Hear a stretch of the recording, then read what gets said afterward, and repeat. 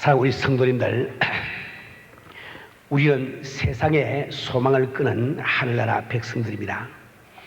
우리에게는 이제 세상의 연락이 아무 소용이 없고 세상의 재물이나 명예도 우리와는 아무 관계가 없습니다. 우리에게는 오직 주님 한 분, 그분만이 우리의 소망이시오, 기쁨이시오, 능력이시오, 기업인 것을 알고 있습니다.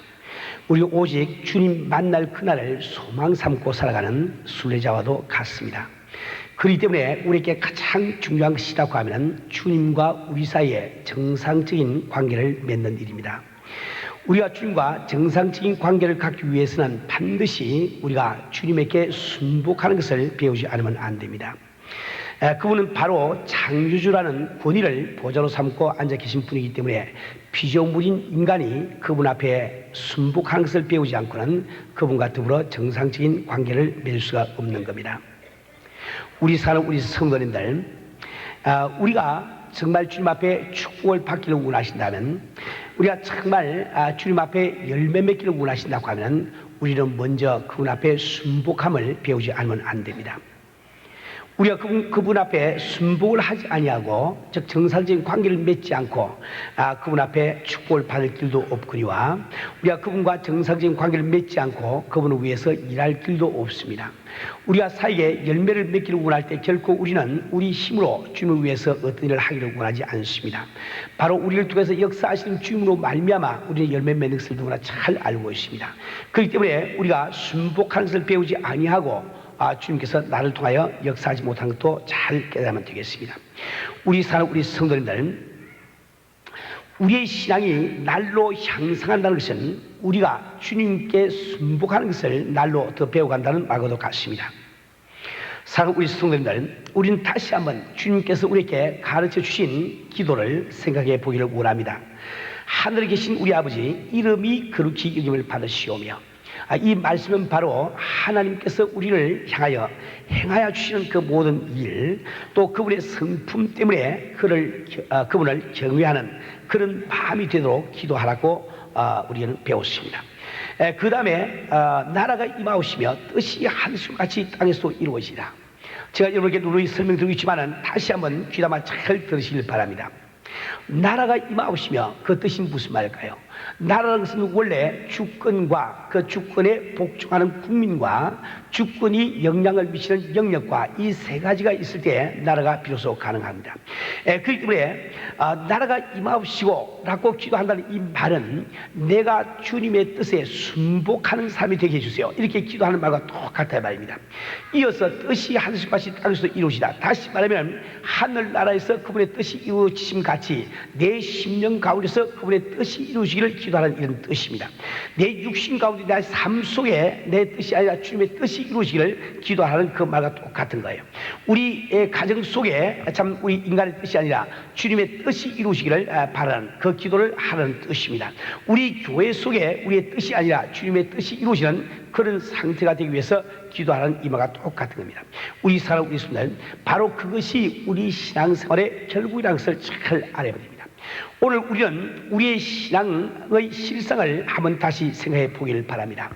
우리는 은혜를 받았다고 기뻐하면서 성령을 받은 것을 기뻐하면서 또 한나라 백성이 된 것을 감사하면서 얼마나 주님의 뜻보다도 우리의 뜻이 이루어지기를 원하고 있습니까?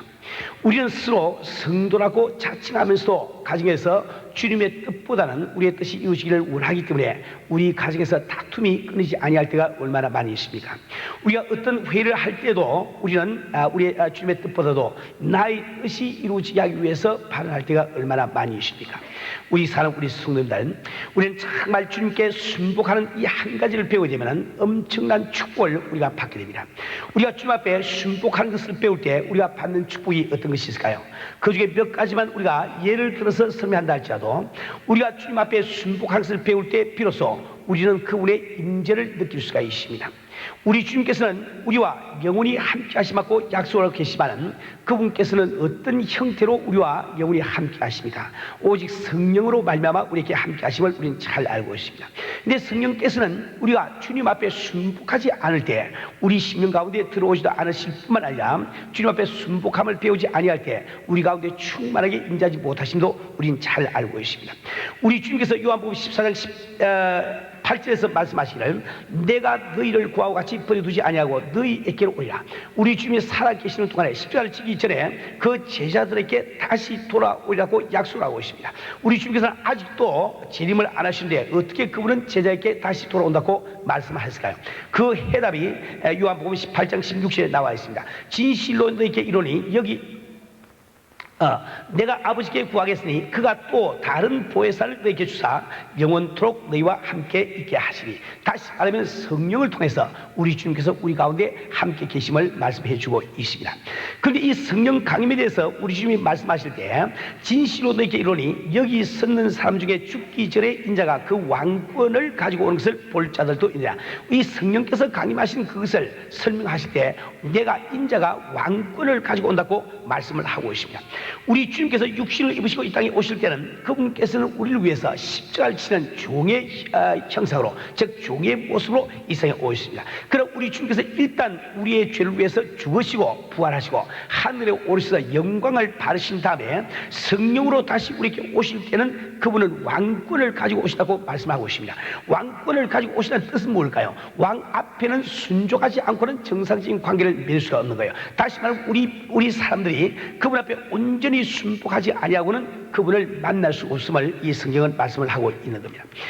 우리 성도님들, 우리가 주님 앞에 순복하지 아니하고는 주님의 임재를 느낄 수 없는 이유가 바로 거기 있습니다. 우리는 또한 주님 앞에 순복할 때만이 그분과 교통이 이루어짐을 잘 알아야 되겠어요. 우리가 그분과 함께 정상적인 관계를 맺지 아니하고, 즉 성령을 통하지 아니하고 우리는 그분과 교통할 수가 없습니다. 우리가 하나님과 교통하는 것, 우리 주님과 교통하는 것은 반드시 성령을 통해서만 교통할 것을 잘 알고 있어요. 그래서 우리가 참 그분 앞에 순복할 것을 배워서 성령께서 내 속에 충만하게 임재하실 때 그때 비로소 우리는 온전히 주님과 교통을 할 수가 있는 겁니다. 그분과 교통을 하기 때문에 우리의 모든 기도가 응답받는 이런 놀라운 역사가 일어나게 되는 거죠. 우리가 정말 주님 앞에 순복하는 것을 배울 때 우리가 주님의 심정을 깨달아가는 그런 놀라운 축복을 받습니다. 내가 주님 앞에 순복을 배울 때 성령께서 내 속에 충만하게 임재해서 내 심령 가운데 주님의 심정이 이루어지기 때문에 우리는 주님의 그 뜻을 깨달아 알 수 있는 축복을 받을 수가 있다는 말입니다. 우리 순간 우리가 정말 주님 앞에 순복함을 배울 때 우리는 마음속의 평강을 누리는 놀라운 축복을 받을 수가 있습니다. 우리는 성령을 통해서 하늘나라를 경험하고 또 그것을 통해서 우리 마음속의 하늘나라의 평강과 기쁨을 맛볼 수 있게 되는 거예요. 우리가 참 하나님 앞에 순복하는 것을 배울 때 성령께서 내 속에 충만하게 임재해서 내가 비록 육신을 가지고 땅을 살아가고 있지만 내 마음속에서는 하늘나라를 경험할 수 있는 놀라운 축복을 받을 수가 있는 겁니다. 우리가 정말 주님 앞에 순복함을 배울 때 우리는 땅에서 형통하는 이런 복을 받을 수 있음을 꼭 알아야 되겠습니다.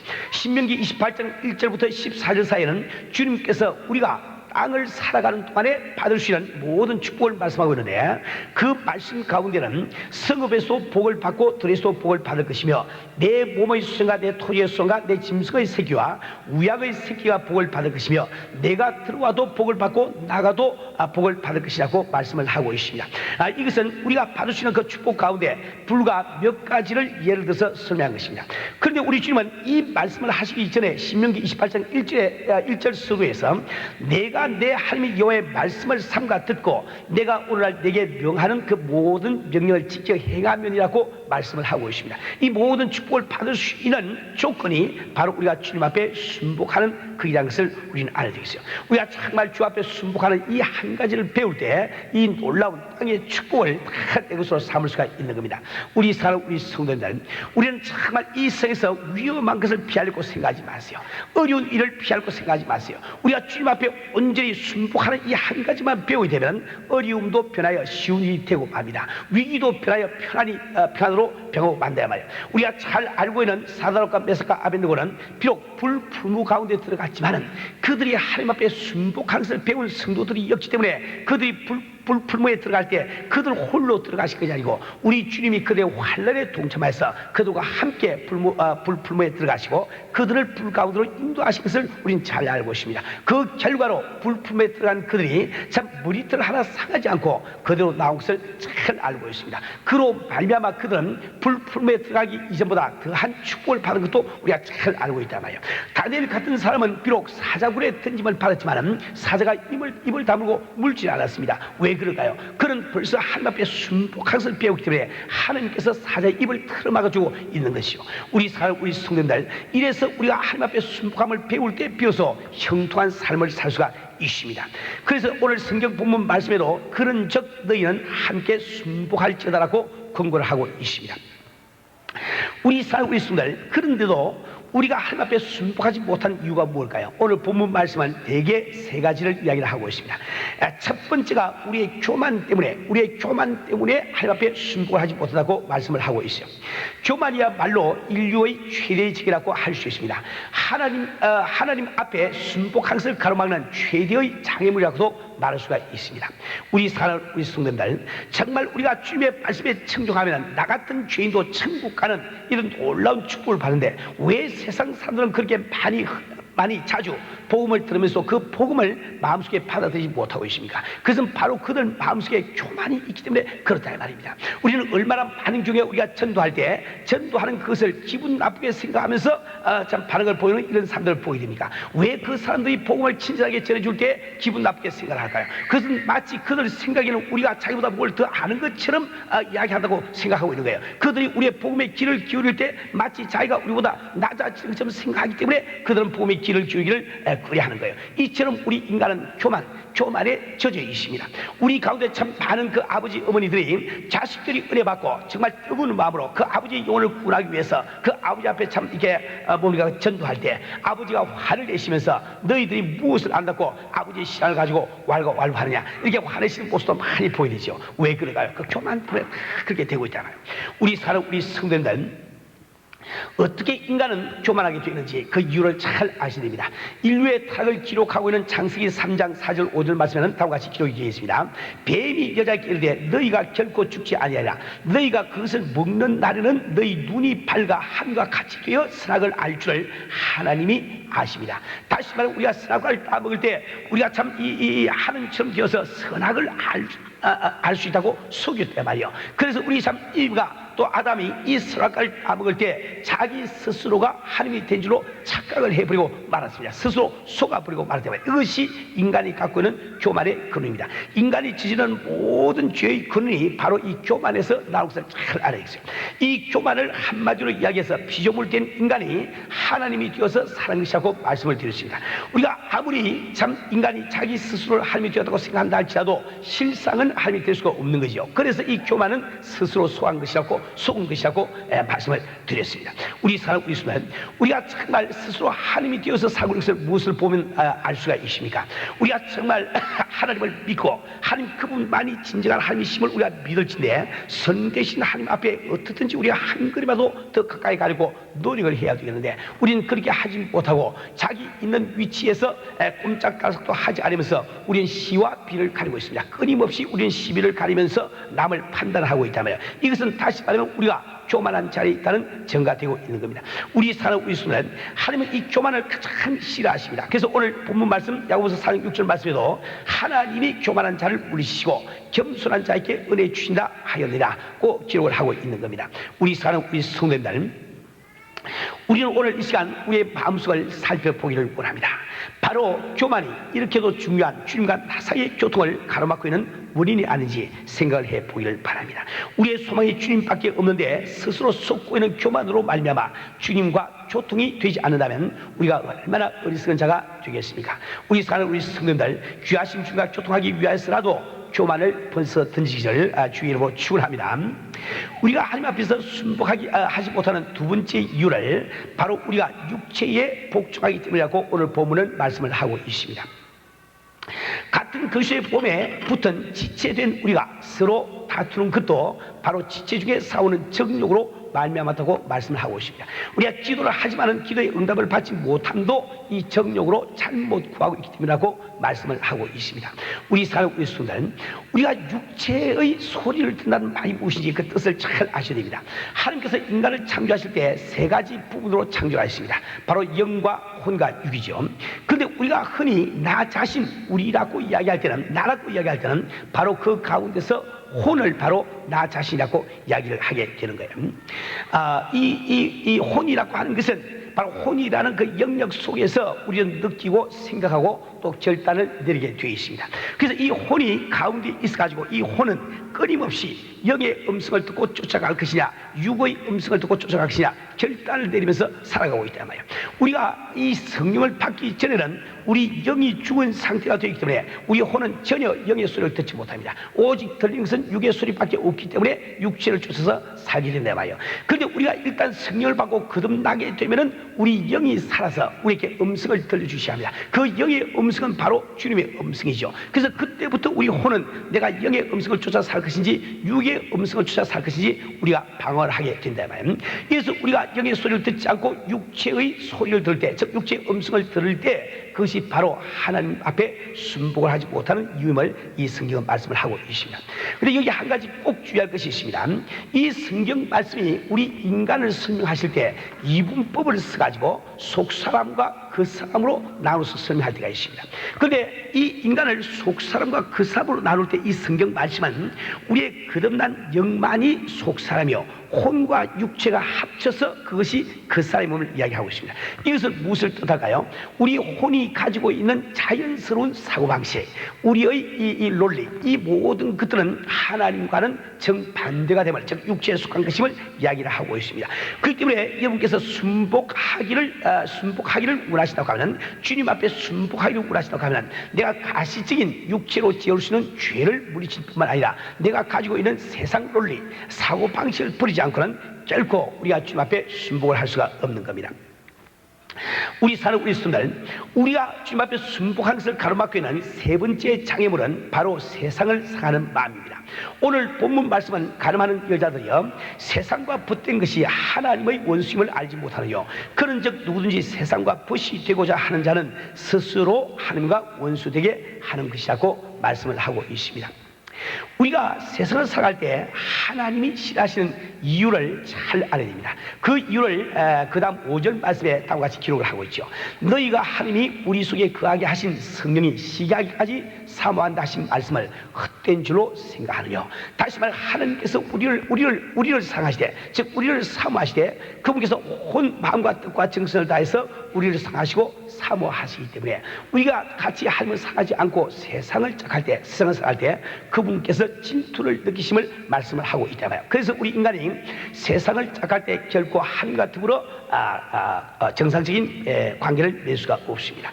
우리 사는 우리 성도님들, 우리는 정말 이 성은 어디까지나 마귀의 조직인 것을 분명히 깨달아 알아야 됩니다.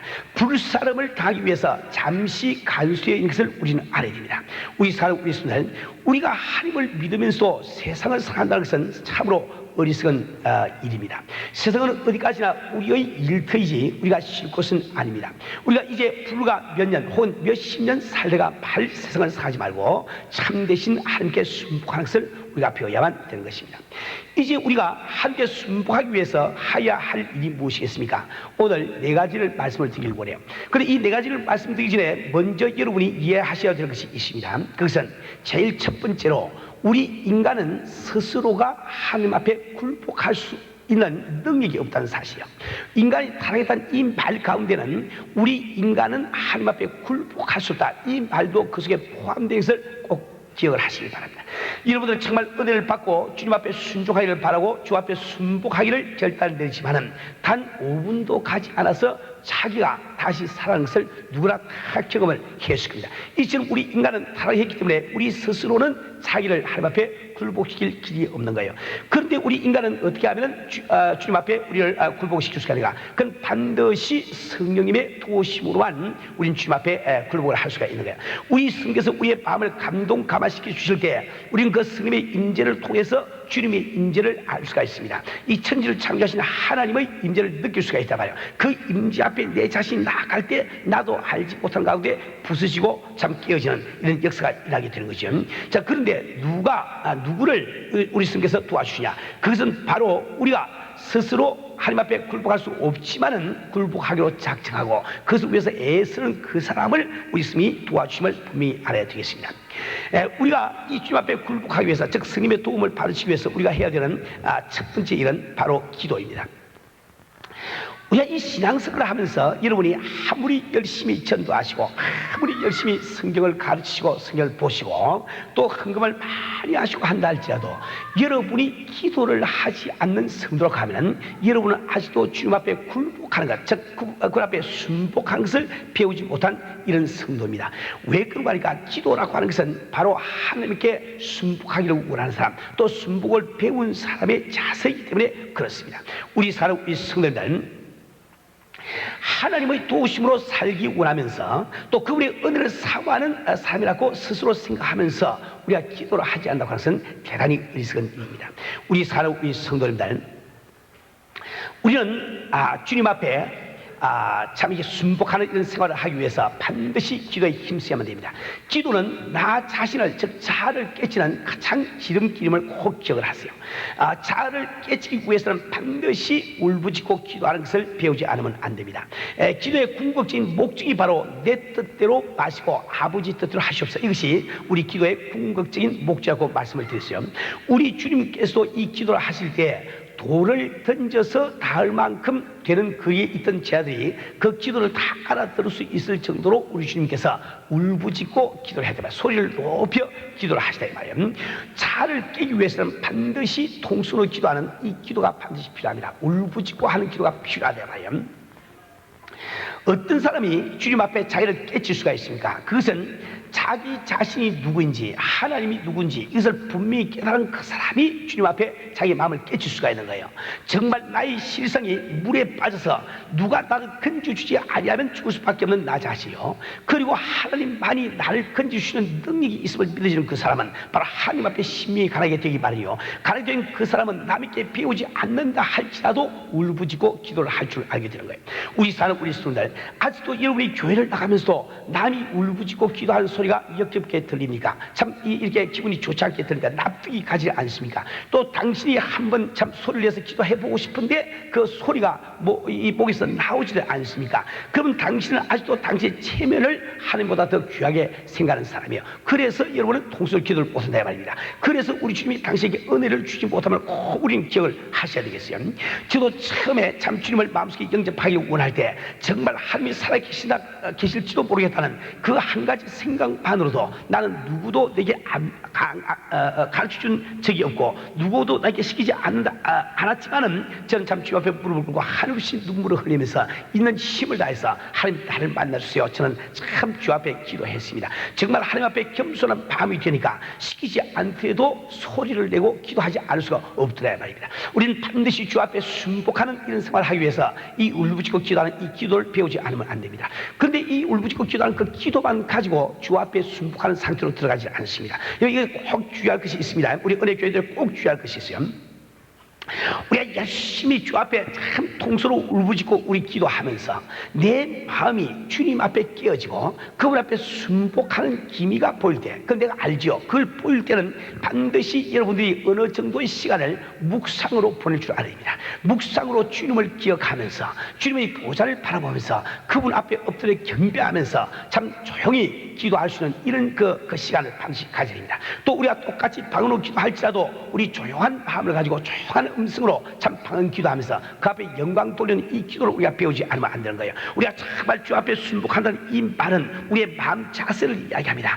우리의 그 마음의 상태를 이야기합니다. 그래서 우리는 정말 그 영광의 보좌에 앉으신 주님을 바라보면서 어찌할 수 없이 내가 그분 앞에 엎드려 참 묵상하는 이런 그것을 경험하지 않고는 우리가 온전히 순복의 자리에 나간다고 이야기할 수가 없는 거예요. 우리 있으면 우리가 주 앞에 순복하기 위해서 해야 되는 두 번째 일은 바로 하나님의 말씀을 읽고 우리 배우는 일입니다. 우리가 하나님께 순복한다는 이 말은 언제나 그분의 뜻에 순복한다는 뜻이죠. 그러니까 그분의 뜻을 알지 않고는 그분 앞에 순복할 길이 없는 거예요. 우리가 정말 하나님 앞에 예배를 드린다고 하면서 그분 앞에 순복한다고 하면서 그분의 뜻에 관심이 없는 사람은 얼마나 어리석은 사람인지 알지 못합니다. 우리 성도들, 우리는 정말 이 성경 말씀이 나를 향하신 하나님의 편지임을 알고 우리는 그 하나님의 말씀을 사모하면서 그리워하면서 열심을 품고 이 성경을 읽을 줄 알아야 됩니다. 여러분, 이 성경을 읽을 때 주의할 것이 몇 가지가 있어요. 결코 이 성경 읽기를 자기 수양 삼아 하지 마세요. 이 성경책은 우리에게 수양하라고 주신 책이 아닙니다. 이 성경 속에는 우리를 향하신 그분의 정말 참 간절한 그 소원, 그분의 그 심정이 담겨 있기 때문에 절대로 성경 읽을 때 수양 삼아 읽으시면 안 됩니다. 그래서 끝나버리면 안 된다 말이에요. 또 우리가 성경 읽을 때 마치 신자의 의무인 것처럼 생각하고 성경 읽지 말기를 바랍니다. 그렇게 해서는 주님의 뜻이 전혀 깨달아지지 않습니다.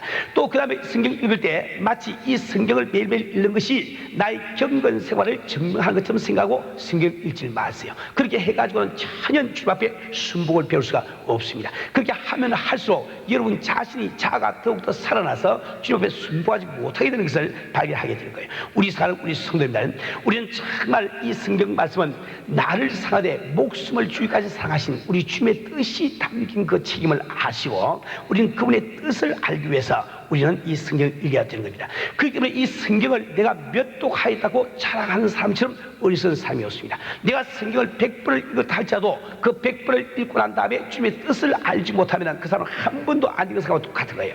내가 비록 성경을 한 번밖에 읽지 못했다 할지라도 그 한 번 읽는 성경을 통해서 주님의 뜻을 깨달은 그 사람은 100번 읽은 그 사람보다 나은 것이요. 우리 성도님들, 우리는 정말 보다 더 뜨거운 마음을 가지고 열정을 가지고 우리 성경을 읽으면서 성경 공부에 참여를 해야 되겠습니다. 저희들이 지금 2부 예배를 보고 있는 동안에 지금 저쪽에서는 많은 여러 가지 지금 성경 공부가 지금 행해지고 있습니다. 여러분들도 정말 이게 다음 주부터 이 성경 말씀에 더욱더 관심을 가지고 1부 예배 일찍 오셔서 예배 보시고 2부 예배 때 성경 공부에 참여해서 이 성경 말씀을 알므로 말미암아 주 앞에 참 순복할 수 있는 축복된 이런 수고가 되기를 주님으로 부탁을 드립니다. 세 번째로 우리가 주 앞에 순복하기 위해서는 참된 예배를 드릴 줄 알아야 돼요. 우리 성도들, 우리는 주일날 교회에 나와서 예배 시간에 의자에 앉아 있다고 해서 그것이 예배가 되는 것은 아님을 우리가 잘 알고 있어야 되겠어요. 이 참된 예배가 되기 위해서는 예배 드리는 당신의 마음의 자세가 예배자의 참된 자세로 변하지 않고는 결코 성공적인 예배를 드릴 수가 없습니다. 우리는 예배라는 이 말을 히라버 성경에서는 프로스쿠리오라고 주로 나타나는 것을 배웠습니다. 이 프로스쿠리오라고 하는 이 단어는 세 가지의 의원적인 뜻이 있어요. 첫 번째는 입 맞추다, 인사다 이런 것 뜻이 있어요. 근데 입 맞춘다는 것은 어떻게 입을 맞추는 것이고 그것은 신하가 땅바닥에 배를 바짝 깔고 참 이렇게 그 다음에 참 왕의 발등에 입을 맞추는 그 입맞춤을 프로스쿠리아라고 부르는 거예요. 이 프로스쿠리아로 가는 의원적인 두 번째 뜻은 절하다 혹은 만나다 이런 뜻이 있다 말이에요. 또 이 프로스쿠리아로 가는 이 낱말의 의원적인 세 번째 뜻은 배를 땅에다 팍 붙이고 바짝 이렇게 엎드린다, 이게 몸을 갖다 엎드린다 이런 것 뜻이 있는 거예요. 그 이 프로스쿠리아로는 이 단어 자체는 회화적으로 우리가 어떤 마음 자세를 가지고 주 앞에 예배를 드려야 되는지 잘 설명해 주고 있습니다. 우리는 정말 하나님 앞에 와서 예배 드릴 때 우리의 뜻이 다 땅으로 낮아지고 우리의 모든 참 이 교만이 다 낮아지고 오직 겸손한 마음으로 그분 앞에 나올 때만 이 예배에 승화할 수는 꼭 기억을 하길 바랍니다. 우리 성도들, 우리는 정말 이 예배야말로 믿는 자의 제일 의무요 특권임을 기억하고 예배에 신실한 이런 성도가 되어야 되겠습니다. 신령과 진정으로 예배 드릴 수 있는 이런 성도가 되어야 되겠어요. 아직도 우리 성도들 가운데 예배 시간에 늦게 오신 분들이 들어 계신데 이것은 대단히 우리가 삼가해야 될 일입니다. 여러분 가운데 부득이한 일로 늦게 오시는 분이야 늦게 안 오시는 것보다 늦게라도 오신 것이 주님이 기뻐하시겠죠.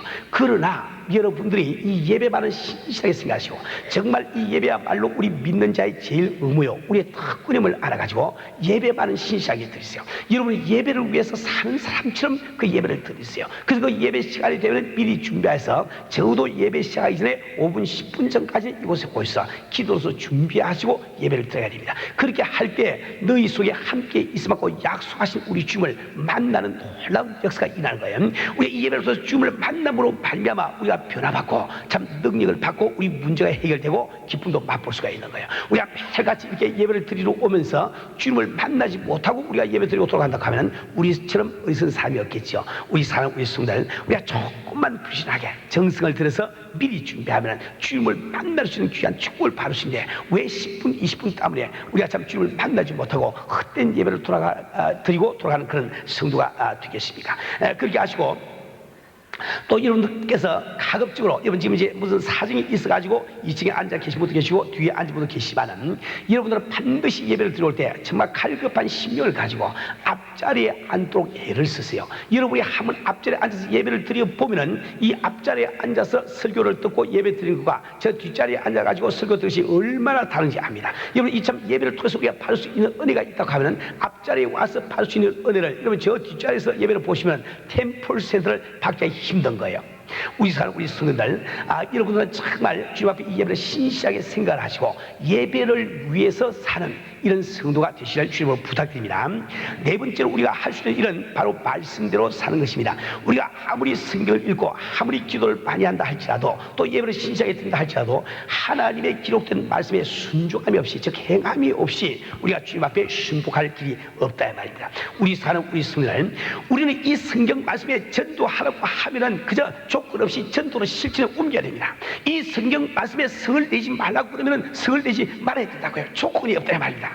이 성경 말씀에 남의 말 하지 말라고 그러면 그 남의 말 하고 입 딱 다물어 버려야 돼. 그것이 바로 주 앞에 순종하는 길이다 이 말입니다. 우리는 반드시 주님 앞에 참 이 말씀에 순종함으로 말미암아 그분 앞에 순복하는 것을 우리가 배워야 되겠습니다. 우리 성도님들, 우리가 말씀대로 살고 말씀대로 행하려고 할 때 몇 가지 주의할 것이 있습니다.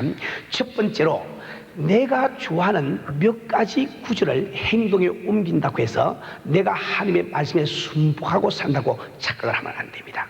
이 성경에 순복하고 산다는 말은 즉 하나님의 말씀에 복종해서 산다는 이 말은 바로 이 성경에 기록되는 모든 말씀에 내가 좋아하든 좋아하지 않든 무조건 하고 순종하는 그것을 말씀에 순종한다고 이야기를 하는 거예요.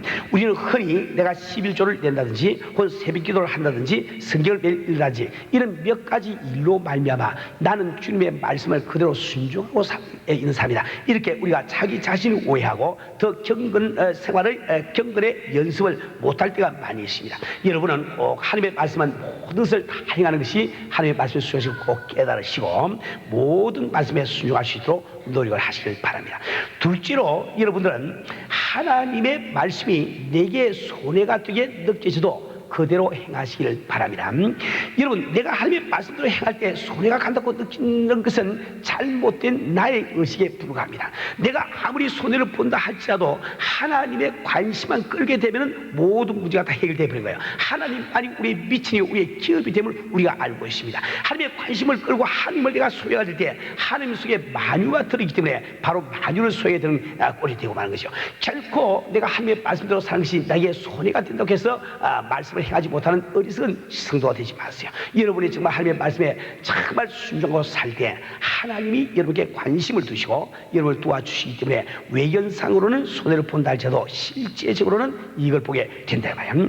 세 번째로 하나님의 말씀대로 사는 것이 비록 위험하게 느껴져도 힘들게 느껴져도 그대로 행하세요. 왜 그러니까 여러분이 하나님의 말씀대로 산다는 것이 힘들게 느껴진다는 것은 아직 하나님의 말씀대로 행하지 않았을 때 그 직전의 마음의 상태입니다. 그런데 일단 여러분이 하나님의 말씀을 믿으시고 그대로 여러분이 순종을 해보시면 하나님의 말씀처럼 그렇게 쉬운 것이 없습니다. 그렇게 기쁜 것이 없다 말이야.